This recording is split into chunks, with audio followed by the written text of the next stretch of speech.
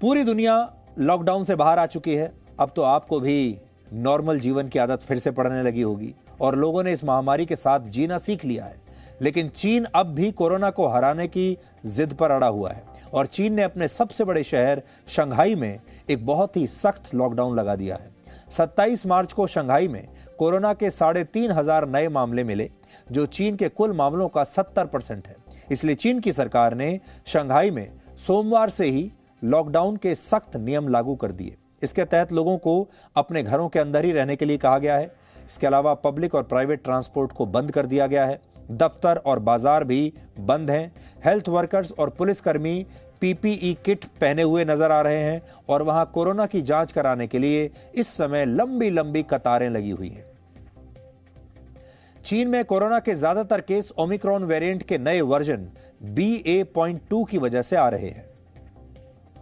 लेकिन आज बड़ा सवाल यह है कि चीन ने शंघाई में इतना सख्त लॉकडाउन क्यों लगाया। कोरोना के ओमिक्रॉन के वेरिएंट से दुनिया में उतनी घबराहट नहीं है जितनी कि चीन में है।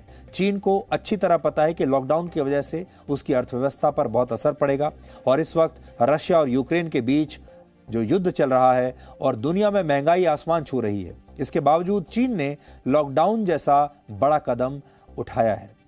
चीन ने जीरो कोविड पॉलिसी अपनाई हुई है और इस पॉलिसी के तहत चीन अपने देश में कोरोना से एक भी मौत होने नहीं देना चाहता। साथ ही चीन की सरकार की जिद है कि उनका देश कोरोना वायरस के साथ जिएगा नहीं बल्कि कोरोना को हराएगा।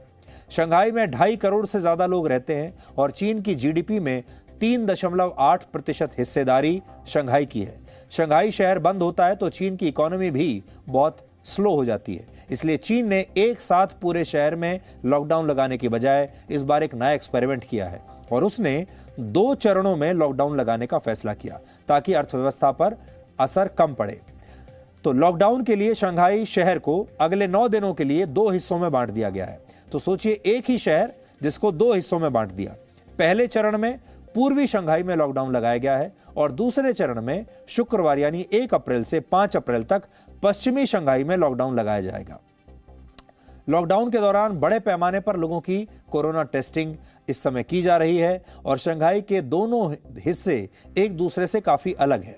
पूर्वी शंघाई को शहर का आर्थिक हिस्सा माना जाता है, जहां बड़ी बड़ी कंपनियां हैं, उद्योग हैं, फैक्ट्रियां हैं, जबकि शंघाई शहर का पश्चिमी हिस्सा रिहायशी इलाका है जहां रेजिडेंशियल कॉम्प्लेक्स है। इसी हिस्से में शंघाई का मशहूर रिवर फ्रंट भी है। लॉकडाउन लगाने के लिए सरकार की तरफ से पहले से कोई चेतावनी जारी नहीं की गई, इसलिए लोग थोड़ा घबरा भी गए और पूर्वी शंघाई में लॉकडाउन लगते ही पश्चिमी शंघाई में अफरा तफरी देखने को मिली और लोग दूसरे चरण का लॉकडाउन लगने से पहले अपनी ग्रोसरीज, दवाइयां और दूसरी जरूरी चीजें लगातार बाजारों से खरीदकर जमा कर रहे थे। अब 2 चरणों में इस लॉकडाउन को लगाना कोई फूल प्रूफ आइडिया नहीं है, क्योंकि इसके बाद भी चीन की जीडीपी में 0.4% की गिरावट का अनुमान है।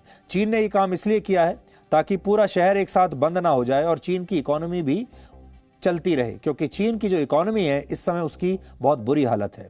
इसलिए लॉकडाउन चाहे चरणबद्ध हो, संपूर्ण हो या आंशिक हो, अर्थव्यवस्था पर इसका असर पड़ना तय है और शंघाई में लॉकडाउन से दुनिया की अर्थव्यवस्था पर भी असर पड़ेगा। शंघाई एक इकोनॉमिक पावर हाउस है और शंघाई चीन का दूसरा सबसे अमीर शहर है। वहां 61,000 से ज्यादा कंपनियों में विदेशी कंपनियों के पैसे लगे हैं और यहां अनगिनत फैक्ट्रियां हैं, मशीनों के असेंबली यूनिट्स हैं और इन सभी पर असर पड़ेगा। उदाहरण के लिए शंघाई में इलॉन मस्क की कंपनी टेस्ला की यूनिट 4 दिन तक अब बंद रहेगी। इसका मतलब है कि टेस्ला कार की डिलीवरी भी अब देर से होगी और कीमतें भी बढ़ सकती हैं। शंघाई में ही दुनिया का सबसे बड़ा बंदरगाह है, लेकिन चीन ने इसे अभी बंद नहीं किया है।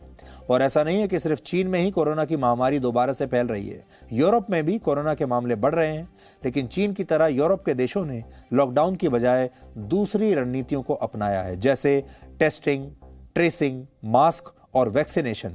कोरोना से बचाव के लिए वहां पर कारगर तरीके साबित हुए हैं। इसलिए लॉकडाउन लगाना अपने ही पैर पर कुल्हाड़ी मारने जैसा है, लेकिन चीन दुनिया को यह दिखाना चाहता है कि वो अकेला ऐसा देश है जो कोरोना को जड़ से समाप्त करना चाहता है और कर भी सकता है। Presenting B News app available on Google Play and App Store. Download it now.